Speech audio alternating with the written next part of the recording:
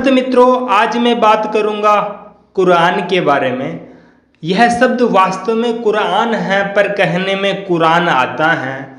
श्री राम आर्य जी की पुस्तक कुरान पर प्रश्न से मैं आपके सामने पहला प्रश्न रखना चाहता हूं।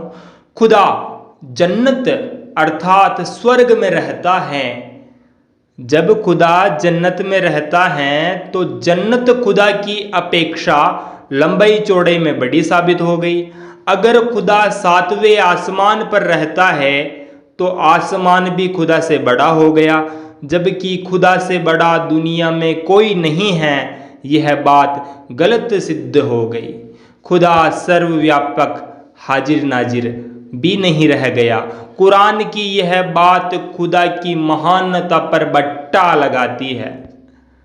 देखिए, कुरान में कहा गया है कि परहेजगार जन्नत के बागों में और नहरों में होंगे।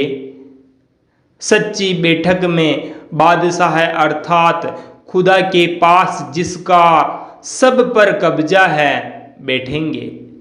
समीक्षा इससे प्रकट है कि अरबी इस्लाम का खुदा सारे विश्व में व्यापक नहीं है, बल्कि केवल जन्नत अर्थात स्वर्ग में अपने मकान के अंदर रहता है।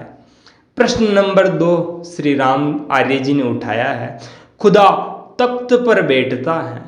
यदि तख्त पर बैठता है तो तख्त खुदा से बड़ा होगा। यदि खुदा बड़ा होगा तो तख्त के इधर उधर लटकता रहेगा। बतावे कि तख्त बड़ा है या खुदा।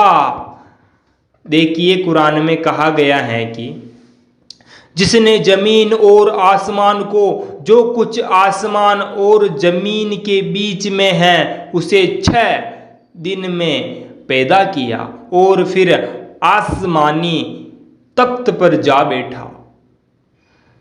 कयामत के दिन तुम्हारे परवरदिगार के तख्त को 8 फरिश्ते अपने ऊपर उठाए हुए होंगे।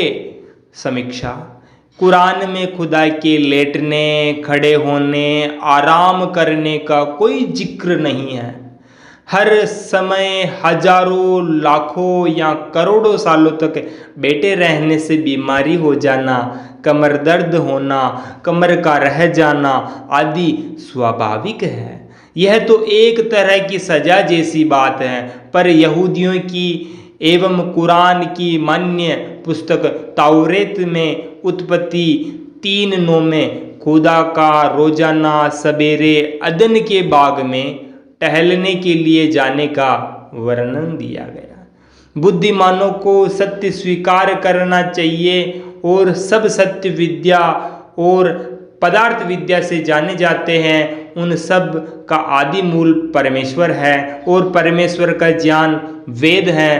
आओ वेदों की ओर लौटे, सत्य को जानने के लिए पढ़े सत्यार्थ प्रकाश।